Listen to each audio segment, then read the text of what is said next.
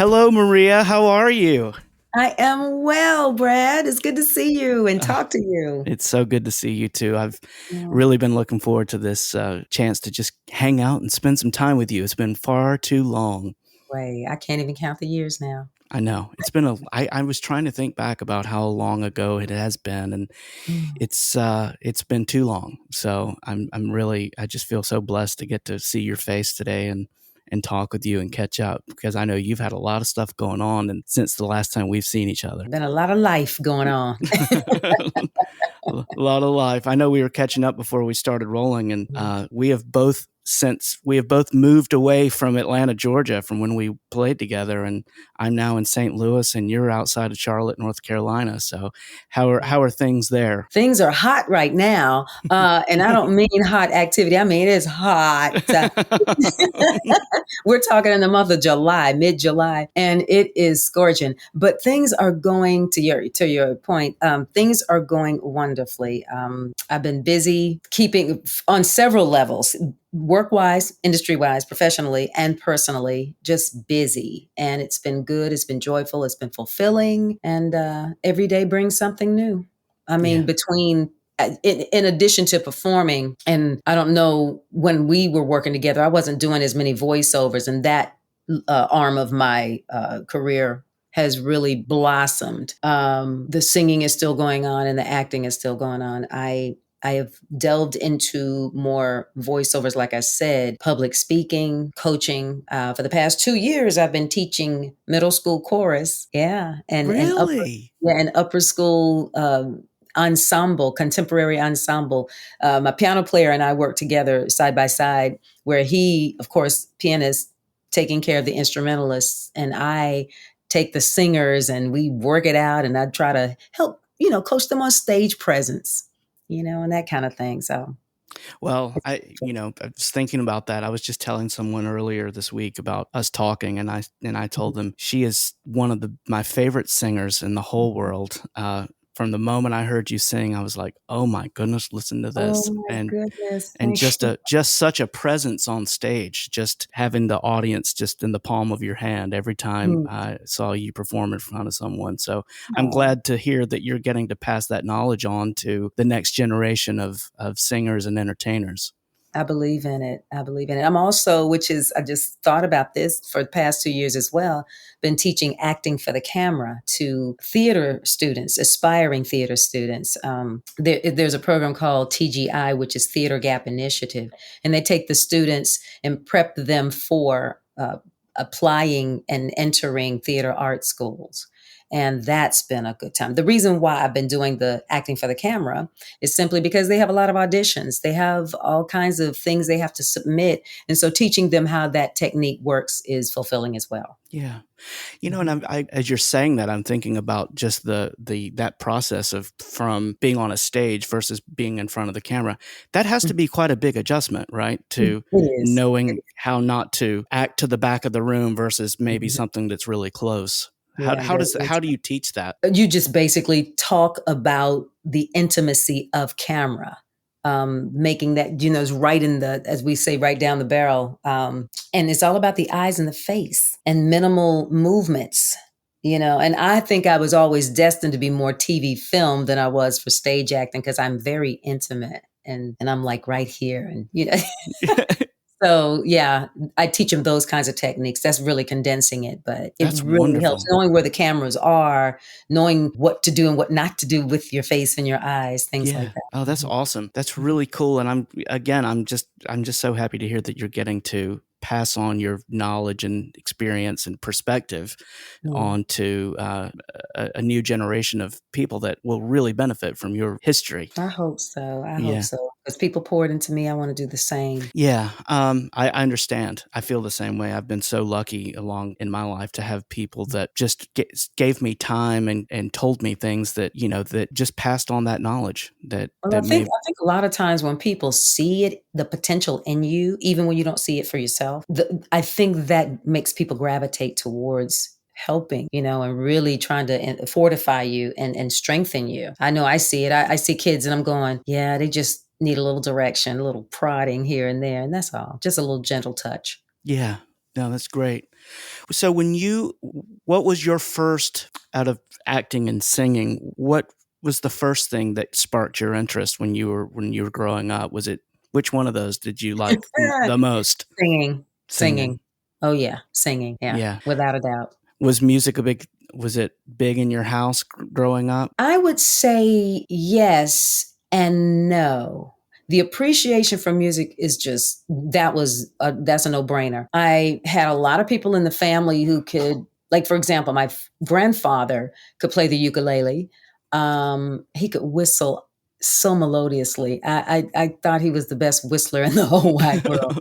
I have an uncle, or had an uncle, he's deceased now, used to play the bass and the guitar. His brother played bass and guitar and also played with Jimi Hendrix. Um, What? he Wow. started out playing bass, and then lead guitar, and then when he joined up with Jimi Hendrix, he switched over to bass because, of course, Jimmy played guitar.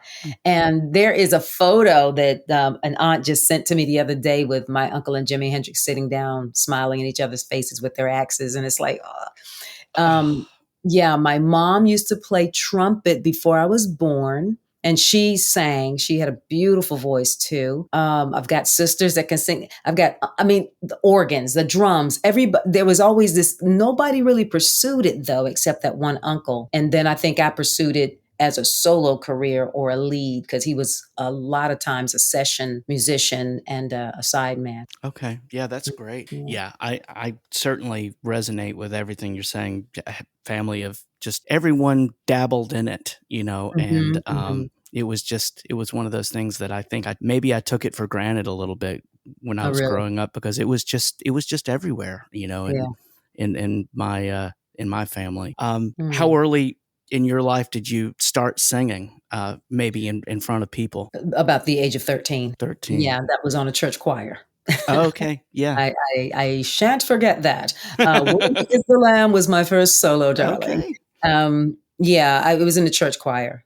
And our church was so small that we didn't have like a children's choir and an adult choir and all that everybody was in one choir, except for special holidays when there was a men's choir or something. But my mom was in the choir with me, Really? my aunts were in the choir with me, so it was a really familial and communal type of situation. Yeah, what a wonderful thing to get to have in your life is spending those moments with them, Oh, yeah. like that. I Yeah. often think about times, even when we weren't on the choir, and sometimes our church would, or even if we were in our regular church or go visit another church.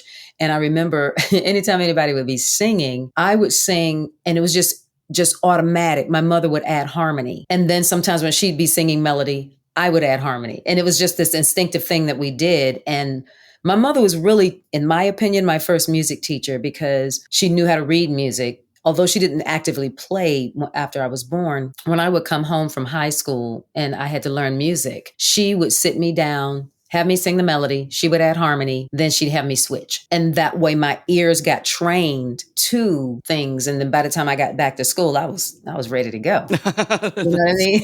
great. Yeah. So I those are good memories. Good Yeah, memories. that's all. My mother's maybe my favorite singer, and Really? yeah, and it was the same thing when I was a little kid. She'd be like, "I'm going to sing this part, and I want you to sing this part with me." And it Oh, was, as you're telling me that, I'm like getting goosebumps thinking about those oh, moments of growing up, getting to experience that with her. And yeah, that's I totally amazing. understand. It's wonderful. That's amazing. Yeah. Um, so I know the first time I met you, I think you and I met each other through the band Livin Large. We were Mhm. both in that band together. What a fun time that was, right? Man, we had some good times Woo! Boy, we making had great music. making great Oh music. my gosh, yes. Yeah, we Yes. played a lot of really fun gigs together and just laughed. I just remember we would just laugh so much.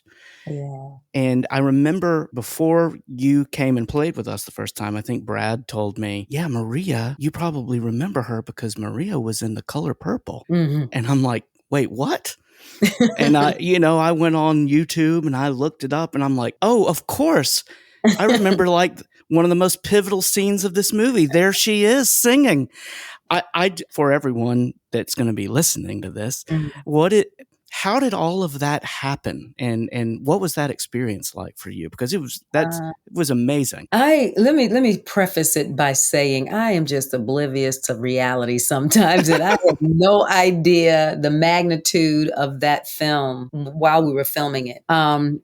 I went to as simple as a cattle call in Greensboro, North Carolina. And I heard years later that I almost didn't go because I was like, yeah, no.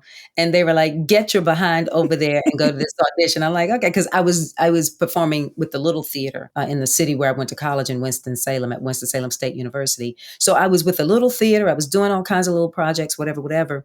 And when that audition came up, I went over. Make a long story short, I didn't get the part that I was being seen for because they put us up on stage in groups. That was it. So I'm like, okay, can you keep my photo, ma'am? I went back up to the casting director after everybody had left because believe it or not, I'm introverted. I don't really like to make a big to-do publicly about me or anything. It's just kind of not my style. And so I did go to her and she said, oh, okay, I'll keep your photo. And I said, oh, and by the way, I sing. Because we weren't asked to sing. Right. We weren't auditioning for the choir. I don't know what we were auditioning for or being seen for. And so after that, she said, well, go work up a little. I sang God Bless the Child in her ear. At that point, that was the only song I was confident enough to sing a cappella. And so after that, she was like, well, go and work up some gospel. Do you know any? I'm like, sure. So I came back, sang on stage. That was my screen test. I had no idea that's what was happening. Wow. So I did that and I was satisfied because all I cared about was my photo. Mm-hmm. That was it. So the very next day I got a call asking if I'd like to be part of the choir. And I'm like, sure. That's it. That was good enough for me. It's like, I've always had this attitude of like, am I in the band? Yeah, I'm good. I don't know I don't know if that's like shooting too low or what. I don't know what that is about me, but I was just happy to be part of the choir. And then when I got there, I had to audition again for the choir's solo spot. Quincy Jones picked me for the solo spot. Oh my. Wow. So yeah, well, there you go. Yeah. Well, I had somebody advocating for me too. Quincy Jones' assistant, his name is Stephen Ray, who is amazing. And he's like, no, I know that they want this type of somebody to be the choir soloist, but I want her because she reminds me of my mom when my mom was on the choir. I just believe in divine intervention. Yeah, absolutely. I believe in it. So that was that. Wow. That's in a nutshell. That's the version story of it. Where did they film? Was that movie filmed? It was in North Carolina. It was in North Carolina. It was in North Carolina, in Union and Anson counties, way down outside of Charlotte, outside of Monroe, North Carolina. Yeah, mm-hmm. That is so amazing. And was that your first? That was your first time on camera? Very first. Numero uno. Yeah. Wow. Yeah. And you've gone on. I mean, you've gone on to do a bunch. I mean, as I was preparing for us chatting today, I went and kind of was looking through your IMDb page, which is pretty cool. And the fact that you even have one, I'm like, hey, I know her. And you have done a lot of really amazing things. I mean, and I will share with you personally that my daughter, who is now 13, if you can believe that, it's amazing. Wow. We're watching a lot of movies together now that have kind of moved up into that PG-13 world, which is kind of fun. And so we watched all the Hunger Games movies, and then we watched the Divergent series, and I'm like, that's Dad's friend right there.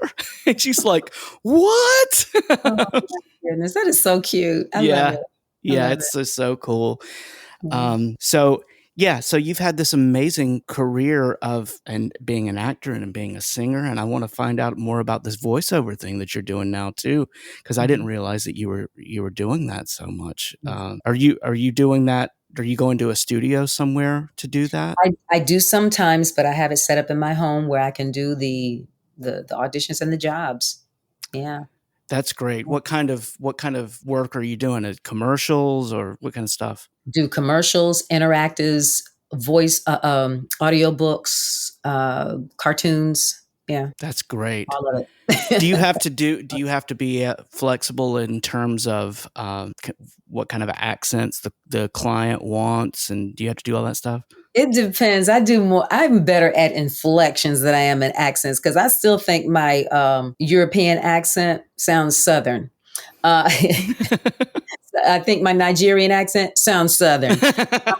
And let's don't go to any other accent. It sounds Southern. So what I do a lot of times, because I have the gravitas, because I am compared to some, and we also do, I do sound alikes, voice matching as well. And that will fall into the Viola Davis, Octavia Spencer, Kerry Washington. So I know my niche, Angela Bassett, I fall into that.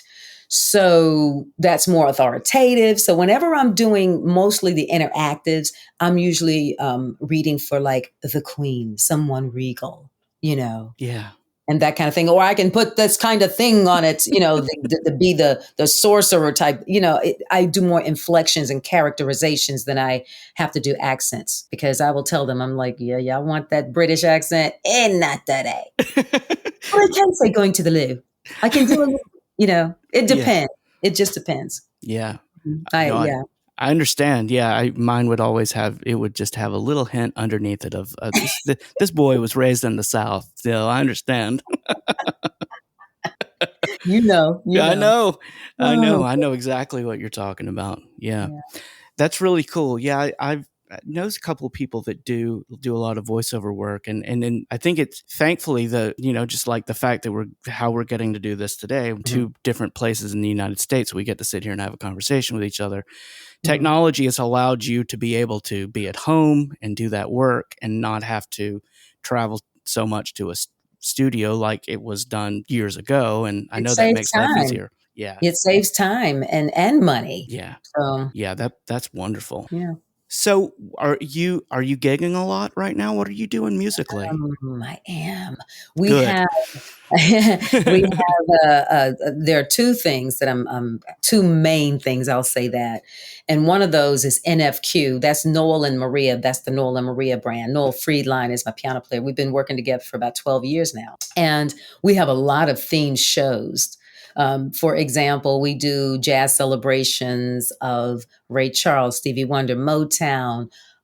We call it Carpenter, King, and Simon, which is Carole King, Carly Simon, and Karen Carpenter. Then we also have Chicago the Band. We have Hall and Oates. All of these jazz celebrations. I think I've named most of them. Billy Joel and Elton John. And then I also do these other shows where we are celebrating. It's called the Jazz Legacy Project, led by Justin Varnes, who's a drummer we work with. And he's amazing. And we do the Ella Fitzgerald, Billie Holiday, Nat Adderley, and Nancy Wilson. And we're getting ready to launch the Sarah Vaughan series. So those are the take the artist, and I love it because it allows me to do my acting as well. Sure. I get to portray these artists, but still being me, but paying great respect to these artists that I love. So yeah, that's keeping me busy. I have also a concept I started, about 20 years ago, called Girls and Gowns. And that's a fundraiser for one of the charities. I'm involved in quite a few charities, and I'm allowed and able to bring together other artists where we collaborate and they do what they do and we celebrate that. And it's just a beautiful thing. It's just beautiful. Yeah. Wow, that's great. So where are you doing this? Is it a Southeast thing? Are you doing it across the U.S.? Where are you performing? We're starting to spread it out across the U.S. and hopefully next year internationally. Wow, that's great. That's a lot of material to be learning, right? Especially since, in addition to teaching and all the other things, I do workshops and explaining how to manage your time, how to compartmentalize, because people are always asking me, how do you do so many different things? I'm like, one thing at a time. I don't try to do everything at the same time. I schedule as best I can, get my sleep, do my best to eat right, and keep nonsense out of my life. That's simple as that. That's it. Words to live by right there. That's it. Yeah. Yeah. I think multitasking is a myth. And I think that it's hard to do too many things at the same time and giving your... And then, I insert days where I rest and I don't do any of this stuff. I love gardening. I won't say my stuff tastes good and looks good, but I like growing things for the sake of growing things because it's Sure. therapy. And so I spend time doing that. I am really starting back to exercising and want to get back into my bike riding and all of that stuff. I love traveling. So I just take things one thing at a time. Yeah. Mhm. And we were talking before we started recording about just that time. I guess we were talking about you relocating. Mhm. You moved to LA Yeah. and then moved to North Carolina. What was the impetus for moving to LA and then moving to North Carolina? How did that all work for you? Well, there's this proverbial glass ceiling that people talk about. When I was in Atlanta for 14 years and mainly focusing, well, I can't say I was mainly focusing on acting because I was singing more than anything. But the acting career really, really started building and it got a lot of momentum. I got to a place where I had reached that glass ceiling. I didn't know what else I could do.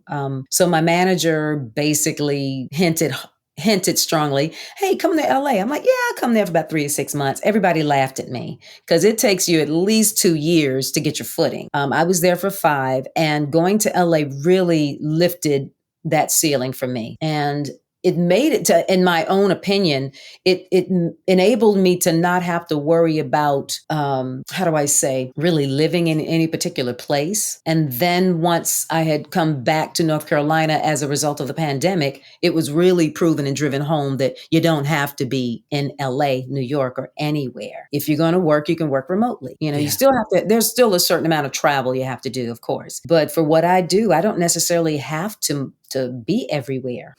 Well, and I know too. I mean, North Carolina and Georgia, there's Mhm. so much film and TV work there that I imagine that you may get to work a lot on the East Coast, maybe as much as you would on the West Coast. When I was living in LA, most of the things I was doing, I'd have to fly back to the East Coast anyway, Yeah. especially if it was a movie or a TV series. It just depended on what it was. Canada was pretty big to a big factor, but like I said, the pandemic is what brought me back to North Carolina, and I just decided to stay. Yeah. Quality of life was good, and the pandemic was like the first 2 weeks of the pandemic. No, first month of the pandemic was like right straight vacation for me. I was like, oh, thank God, there is a thing called vacation. Yeah. And then I started panicking. I'm like, oh my God, I got to get a job. And then I was like, okay, bear down and grow your voiceover arm. And that's what happened. That's so cool. Yeah. Yeah, I've spoken to so many musicians that would talk about the pandemic that for a lot of people it was the first time that they've pressed the brakes in years. And for a Yeah. lot of people, I think it was good to just have a moment to catch their breath and then say, Absolutely. "What am I going to do?" Yeah. Absolutely. It was crazy because I had to keep my mouth shut because I didn't want to go bragging about the vacation mentality I had. Because a lot of people were like, yeah, they had a hard time. So Yeah. I was discerning with who I wanted to celebrate with. Did Yeah. did the so after the pandemic, did I know your voiceover work picked up? Did it I know for me, it reprioritized some things for me about scheduling and just things like that. Did Mhm. did you adapt some strategies during that time that maybe you've continued on afterward? Oh, yeah. Oh my gosh. My whole perspective changed in my priorities of what's most important. So some things just got deleted, period. I can't remember what they are right now because I've deleted them and walked on. But the things I incorporated were starting my day and setting my day, if that makes sense. I do devotion every morning now, and that really changes and helps my attitude and how to move and navigate and function throughout the day. That has been a new thing, and that started during the pandemic, where I didn't say I didn't do it before, but I really made it a priority. Relationships, really managing and nurturing my relationships became more important. Not Yeah. just running around and work, work, work, work. It was like, yeah, no, not doing all that. Yeah, I'm with you on that. It just a mindset of being more intentional about Mhm. things and, like we were saying Yeah. earlier about saying yes and saying no, being way more deliberate about what you say yes and what you say no to. Yeah, That's right. and it I like the way you said that. Yeah, yeah. If you say yes to something, you're saying no to something else. I like that's that. it. I'm gonna use That's that. really it. I'm Yeah, gonna and use that. it is it's been a game changer for me to just really make sure that I'm being very, very intentional about what I'm maybe pushing to the side to go do X or Y or whatever that may be, and whether that's I mean, look, I loved all the times that we played gigs and all the gigs I played in Mhm. Atlanta, and I will not trade. But I missed a lot of baseball games with my son, and when you go load in at 2 o'clock in the afternoon for a gig, you miss a lot of your life, and I can't get that time back, and it Yeah, so I'm just trying to do better now to make sure that I'm being as intentional as possible with the people that matter the most. You that's know, right. A 2 to 4 hour time on a gig is really an 8 hour day. And people don't think about all well, and that's in town sometimes, to travel to the venue, set up, play, tear down, get home. You might be hungry. I know I am because I hmm can't eat a lot before I sing. And it's like, it's time. And then you got to wind down. That's a lot of time. And I'm yeah, sure in your case, by the time you get home, kids are in the bed. that's it. They're asleep. Yeah, what I found is that when I was at home, I was either preparing for the thing I was about to go do or Mm. trying to recover from the thing that I had just done. Ooh, And I just felt like my entire life was reactive, and that's just not a way to live. you preaching to the choir. Sometimes I feel like my home is one big studio and wardrobe room. It's a big office, meaning, like you said, I'm constantly prepping for the next thing. I'm constantly working behind the scenes, doing things because now I've delved into public speaking. I got to write speeches. I got to do research. I got to do a lot of different things, and it can be time consuming. Yeah. Yeah. It's hard, and I still struggle with it, just being present Mm. in the moment and not focusing on the next thing I have to do. It's really hard. I can relate. What I do in situations like that is I recognize that's what's happening. I'm starting to veer off to that distraction and I stop. Yeah. I just stop. I've trained myself to stop and be still. Well, I'm gonna take And your just appreciate that 5 minutes of stillness is a reward. That's something to celebrate because I think sometimes we have too many expectations of how it should look or how it should be, and it's yeah, just like, no, I'm just going to celebrate this little bit of time right now. that's The it. fact that I recognized it and I stand still. Yeah. I I just thankfully I feel like I'm in a place right now where I feel so much gratitude Mm, for my life, and I just feel so blessed with what I have and who I get to experience it with. wow. And it's just I really am now trying to approach everything from the angle of gratitude first, and it's just amazing how you approach and react to situations differently when that's the direction you start from. And that's the key, not so much the fact that we're getting older, hmm because you can be an old fool. Yeah, But when you recognize that yeah. gratitude is the key, that you got it. Well, and look, Maria, you and I both know the world is very different than even when you and I played music together. We live in a very different world, very different country Yeah. than it was 10 years ago. And everyone just needs to approach it. We just all need to try to get along with each other.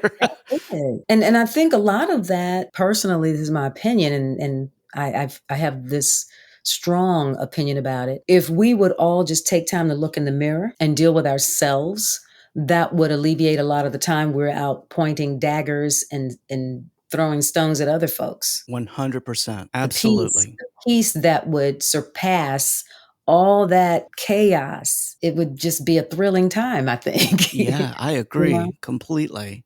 So Yeah, I think people they're too busy dealing with other people. It's like people are afraid to look at themselves and deal with whatever's going on in the heart yeah. of their own lives. So Well, and to go back to the pandemic, I at the time I was hopeful that we would maybe have a little bit of a reset culturally, and mhm, everyone would kind of have their priorities set. But yeah. unfortunately, I think maybe the bad stuff has crept in again, and I'm hopeful that yeah, like you said, we can look internally Hmm.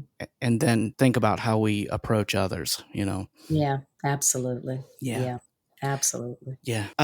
So I do want to talk a little bit about all the crazy stuff, fun stuff I see you have going on. I know you were just in a movie that was released Mhm. recently called Yeah, Summer Camp, correct. which, what a cast, huh? Yeah, I let them come and play with me. I looked at the list and I was like, "Whoa, that's a lot of heavy hitters." Maria Howell being one of them. Mm. Who all did you get to work with in that film? Alfre Woodard, Beverly D'Angelo, dear Victoria Rowell. And there's a reason why I say dear Victoria Rowell, because she's one of my faves. Kathy Bates and Diane Keaton. I mean, mm, Oh, so not that's too it, shabby. huh? Just Just, just yeah, just them. just not too shabby. Not too shabby. Had Eugene Levy, Dennis Haysbert. I love talking about him because I go, you're in good hands with all. With I all love st- doing that. I do it on stage. Anyway, and Nicole Richie, Jake, uh, Josh Peck. I mean, not Jake, Josh Mhm. Peck. I think of him in Jake and Josh, the TV show he used to be in. Mhm. Yeah, the few of those. Yeah. Wow. Yeah. Well, that's incredible. Mhm. How did that opportunity come to you? Did you audition for that, or I how did that happen? actually did. I auditioned for one role and didn't get it, and they offered me another role. That is always a beautiful situation when you audition for something. If it's not a straight offer right off the top and you have to audition and then they want to work you in, anyway, that's just a blessing. So Yeah. that's what happened. Wow. Mm, That's really cool. yeah. Um, we've been talking about it. We're gonna check that movie out and And it's now on Prime Video. So you can, oh, okay, yeah, good. it's on Prime Video. So Good. it's Well, accessible to everyone. all right, everyone that's hearing this, go check out Maria in that. One of the other things I noticed, looking at some of the stuff you have coming up, is Mhm. I see. Are you directing a short film? Well, actually, I did. Now, this You was did. interesting. During the pandemic, it was a short film about grief. It's called The Loss, LOSS, World Monologues. And a friend of mine applied for a grant. She received it. It was a nice micro grant to produce something. And she wanted me to direct it because she just feels like since I'm an actor, I can direct too. Yeah. Okay. Anyway, I wanted to help her out. And so I gathered up the talent and a couple of ladies from Atlanta I brought up. And we filmed this. She had written a book about the loss of her husband. Then it turned into a stage play, and then she wanted to turn it into a film, and that's what we did. And we just did a private screening. It's won like 7 awards on the film festival circuit, a lot more accolades and things of that nature, but it was just a beautiful piece. It is a beautiful piece. And I don't know that we can put it out publicly right away because we're still in that film festival circuit thing, but cycle rather. So once we come out of that, hopefully it'll be available on YouTube. Oh, that's Yeah, great. yeah, it was nice. How was that experience being a director? Easy. I call myself a coordinator. And the reason why I say that, and a manager, the reason why I say that is because when you bring the talent that you know can handle it, you just basically say, okay, let's get that shot again and turn this way. It's not that complicated when you have able, very astute actors that are seasoned. You just don't worry about it. So I knew from the get go, make sure your casting is because I co-casted. Make sure you get the right actors, and that's it. Well, Yeah. and as you're saying that, I'm thinking about. I mean, I'm sure you're like me in that you've probably put bands together to go Yeah. play shows that maybe some of them have never even met each other until they Oh, show up. But it all happens when you're a coordinator. You're a it's the manager same. right It's then, the right? same thing. It's the same concept and principle. I do that. Matter of fact, recently I did one of my Girls and Gowns events in Atlanta for one of the charities, Students Without Mothers. Shameless plug. And yeah, I had worked with 2 of the people out of 6 or 7 of us. And so some of them had worked together, some had not, some had never met each other. So I put it all together and communicated, and this is what we want. This is how I want it. Put yourself into it, but this is what I want, that kind of thing. And it worked. It worked. Yeah. And I always include sound engineers as part of the band for me. They are a very, very important part of how to make all this work. So it was great. They can absolutely make or break. You can have the best band assembled on a stage, and if the sound engineer isn't doing their job, and it's kind of all for nothing, right? That's right. Yeah. Right. Shout out to all sound engineers. That's right. That's exactly right. Yeah. Mm-hmm. Has anything shifted in your approach as an actor after being a director? Did you notice that did you kind of move on as normal after directing, or did you? Yeah. If anything, which I think I already had this skill set, I'm always thinking of both sides. It's the same thing with singing for me. It's the same thing with voiceovers for me. Let's say voice. Let me take that first, because with voiceovers, as you know, people don't see your face. They're hearing your voice, so your inflections are important. Your delivery is very important. It's the thing. Now, when it comes to singing, it's pretty much, I'm telling a story through song. But when it comes to acting, I'm always, and I'm with singing, I'm thinking of the audience. How would they feel if they were up on stage? How do they want to feel from an audience perspective? I'm always thinking these things. I always have. When it comes to acting, acting versus directing, I'm thinking, what would an actor, how would they like me to articulate this direction? What can I say to help them understand what I'm trying to get at? You know what I mean? Yeah. And then, of course, I'm always in the actor standpoint. I'd like a director to be this for me, because I love being directed. I love being directed. That I love a gentle hand. I love communication.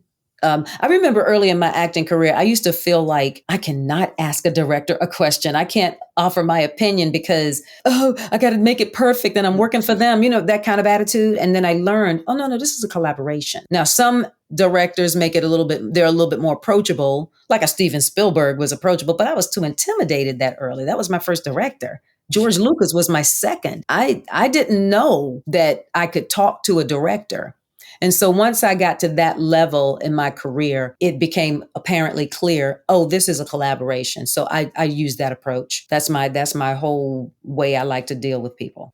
I think it's perfect. And I'm just, I'm always wanting to kind of put myself in your shoes, thinking through that. Mm-hmm. It's always good to know where you stand in those things, instead of just trying, because the moment that you start second guessing everything, you start doing it defensively. That's right. And it's hard to be creative and be in the moment when you're constantly trying to think, what should I be doing here? Am I doing the right thing? And, I think about that, just that in terms of me playing it or singing. And it's really dangerous territory when you're start doing it defensively. Oh my God. And shout out to you awesome bassist and vocalist too, because it's a joy to work with you. You're absolutely right in that respect, because one of the things I try to impart to younger artists, own it.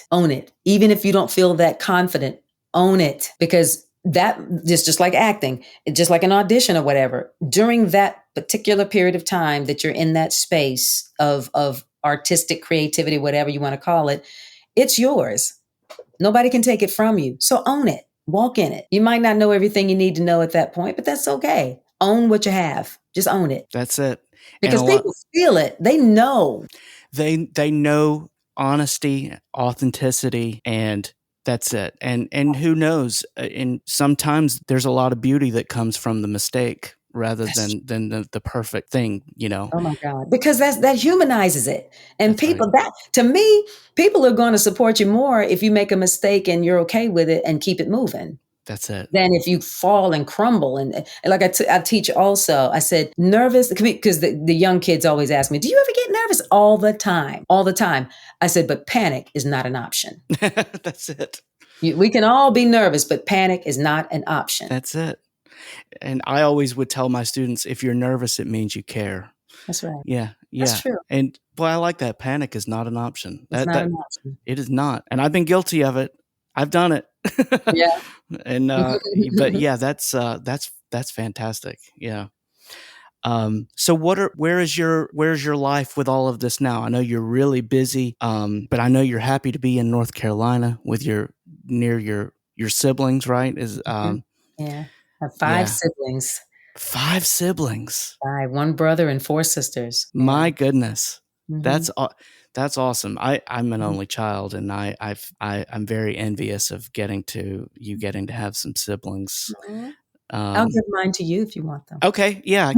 I'll just borrow them for a Just while, borrow 'em and for a little bit. they'll call you and say, Maria, please bring us back.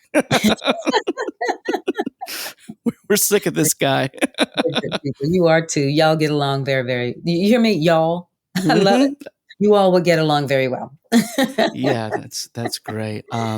No, Mhm. I'm just so happy you've had and you continue to have just such an incredible career, and just how many different facets of it that you've done musically and film and TV and voiceovers. I mean, and I know you work hard and you work a lot. And I think having spent time with you, I know that your talent is a major, major chunk of it. But I also know that people want to work with you because you're a great person to work with, You're so kind. My and my dad and my mom my mom and dad had a lot to do with that. yeah. Yeah, and thank God I made some decisions that helped keep it in place.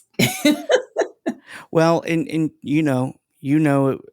we both know that you could fill the stage or you could fill a project with the best talent that money can buy, but ultimately chemistry is where it's at, and people that are easy to work with and that are good team players, good hang. Those things are just as important as talent. You just said a mouthful. The good hang.